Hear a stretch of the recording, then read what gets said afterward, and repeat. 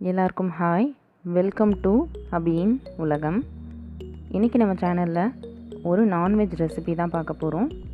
Chettinad style mutton சுக்கா எப்படி பண்ணலாங்கிறது பார்க்க போகிறோம். இந்த மட்டன் சுக்கா ரொம்ப டேஸ்டியாக இருக்கும், ரொம்ப ஈஸியாக நம்மளால் ப்ரிப்பேர் பண்ணக்கூடிய ஒரு ரெசிபி. இதுக்கு தேவையான பொருள்கள், இதோட மெஷர்மெண்ட்ஸ் எல்லாமே டிஸ்கிரிப்ஷன் பாக்ஸில் கிளியராக கொடுத்துருக்கேன், செக் பண்ணிக்கோங்க. ஃபர்ஸ்ட் நான் மட்டனை 3-4 டைம் நல்லா தண்ணி விட்டு வாஷ் பண்ணிவிட்டு மஞ்சள் தூள் சேர்த்து கழுவி எடுத்து வச்சுருக்கேன். 300 கிராம் இருக்கக்கூடிய மட்டன் தான். இதுக்கான அளவுகள் தான் நான் இன்றைக்கி சொல்லியிருக்கேன்.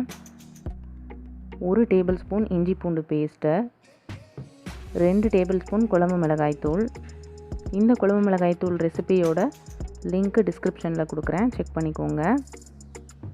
1/4 டீஸ்பூன் மஞ்சள் தூள், 1 டீஸ்பூன் மல்லித்தூள், 1/4 டீஸ்பூன் மிளகாய்த்தூள்,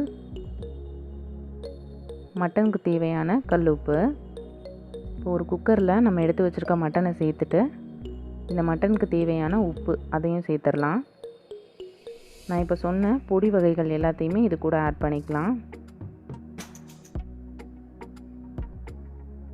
இப்போ மட்டன் முழுகிற அளவுக்கு தேவையான தண்ணி ஒரு 3/4 டம்ளர் போல் சேர்த்துருக்கேன். ரொம்ப தண்ணி சேர்க்க வேண்டாம். இந்த தண்ணி சேர்த்து தான் நம்ம இன்றைக்கி சுக்கா செய்ய போகிறோம். அதனால் மட்டன் முழுகிற அளவுக்கு தண்ணி விட்டால் போதும்.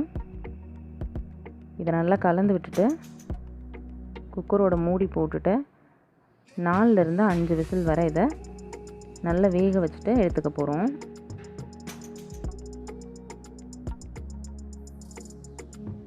இன்றைக்கி நான் மட்டன் சுக்கா தேங்காய் பால் சேர்த்து செய்ய போகிறேன்.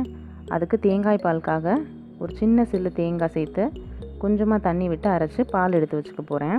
இப்போ பாருங்கள், நம்மளோட மட்டனும் வெந்துருச்சு.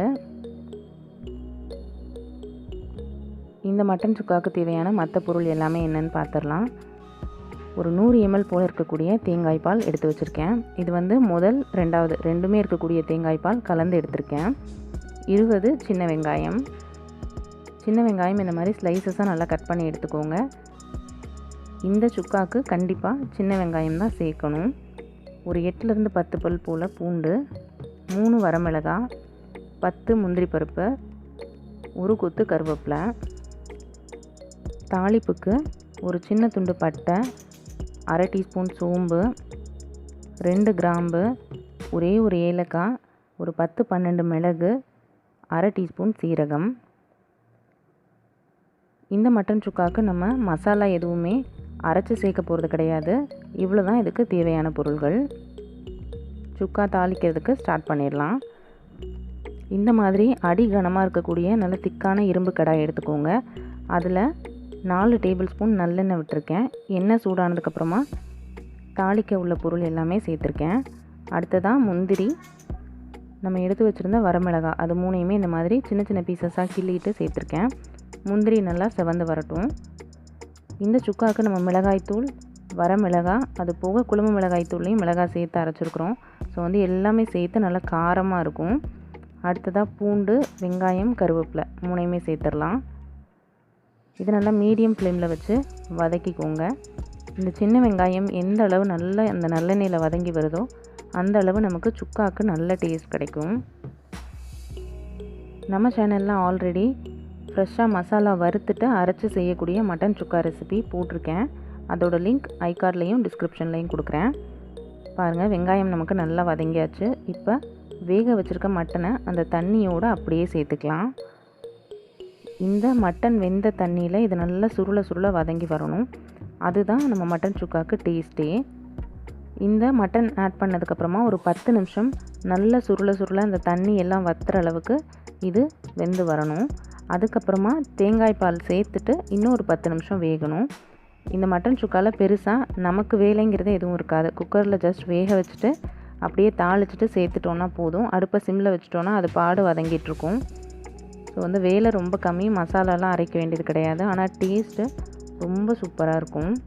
இந்த டைமில் உப்பு செக் பண்ணிக்கோங்க, காரமும் செக் பண்ணிக்கோங்க. வேணும்னா மிளகாய்த்தூள், உப்பு 2மே சேர்த்துக்கலாம். ஏன்னா இதுக்கப்புறம் ஒரு 10 நிமிஷத்துலேருந்து 1/4 மணி நேரம் இது அடுப்பில் தான் மீடியம் ஃப்ளேமில் வேக போகுது. அதனால் பொடி வகைகள் வேணும்னா சேர்த்துக்கலாம். முடிஞ்ச வரை மீடியம் ஃப்ளேம்லேயே வச்சு ஃபுல்லாக குக் பண்ணுங்கள். அப்போ தான் நல்லா டேஸ்டியாக கிடைக்கும் நமக்கு. பாருங்கள், தண்ணி எல்லாம் வற்றி 3/4 பதத்துக்கு வந்திருக்கு. இந்த டைமில் நம்ம எடுத்து வச்சுருக்க தேங்காய் பால் அதை சேர்த்துடலாம். இது ஒரு 100 ml போல் இருக்கும். இந்த பால் சேர்த்ததுக்கப்புறமா அடுப்பை மீடியம் ஃப்ளேமில் வச்சுட்டு ஒரு 5 நிமிஷம் நல்லா வேக விட்டு எடுத்துக்கலாம்.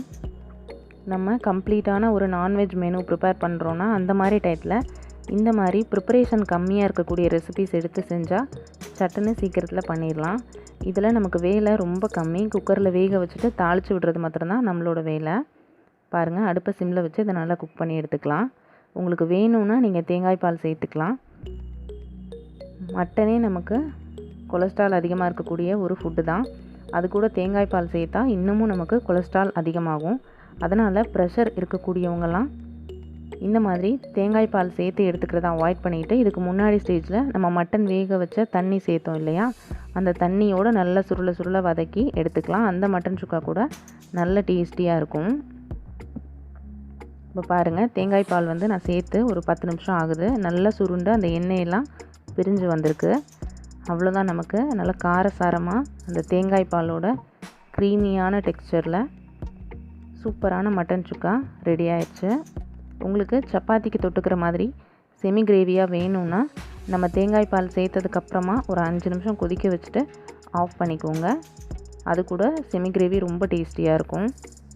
அதே மாதிரி நம்ம தேங்காயை டைரெக்டாக அரைச்சி சேர்த்தோன்னா சக்கையாக இருக்கும். இந்த மாதிரி தேங்காய் பால் சேர்த்து செஞ்சோன்னா நல்ல க்ரீமியாக இருக்கும். அதோட டேஸ்ட்டே வேறு லெவலில் இருக்கும். நல்லா ரிச்சாகவும் இருக்கும். இது நான் சொல்கிறத விட நீங்கள் ஒரு டைம் ப்ரிப்பேர் பண்ணி சாப்பிட்டு பாருங்கள். உங்களுக்கு அடிக்கடி இந்த மாதிரி தேங்காய் பால் சேர்த்து சாப்பிடணும்னு தோணும். அந்தளவுக்கு இந்த ரெசிபி நல்ல டேஸ்டியாக நல்ல க்ரீமியாக இருக்கும்.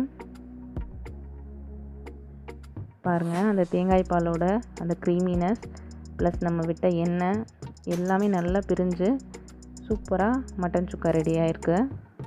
உங்களுக்கு இன்னமும் கூட நல்ல காரசாரமாக வேணும்னா ஸ்டவ்வை ஆஃப் பண்ணிவிட்டு இறக்க போகிற டைமில் ஒரு 1/2 டீஸ்பூன் மிளகு சீரகத்தூள் இருந்ததுன்னா அது தூவிட்டு ஸ்டவ்வை ஆஃப் பண்ணிடுங்க. நல்ல காரமாக இருக்கும், சூப்பரான டேஸ்ட்டில் இருக்கும். இந்த சுக்கா நம்ம 2 டைப்பில் பண்ணலாம். மட்டன் வேக வச்ச தண்ணியில் மாத்திரம் பண்ணலாம், தேங்காய் பால் சேர்த்தும் செய்யலாம். கண்டிப்பாக இது 2ல் ஏதோ ஒரு டைப் நீங்களும் உங்கள் வீட்டில் ட்ரை பண்ணி பார்த்துட்டு உங்களோட ஃபீட்பேக்ஸை மறக்காமல் என்னோடய கமெண்ட் செக்ஷனில் ஷேர் பண்ணுங்கள். என்னோடய வீடியோஸ் உங்களுக்கு பிடிச்சிருக்குன்னு நினைக்கிறேன். அப்படி பிடிச்சிருந்தா நம்ம சேனல் அபியின் உலகமுக்கு மறக்காமல் சப்ஸ்கிரைப் பண்ணிவிட்டு உங்கள் ஃப்ரெண்ட்ஸ் அண்ட் ஃபேமிலிக்கு ஷேர் பண்ணிடுங்க. தேங்க்யூ ஃபார் வாட்சிங்.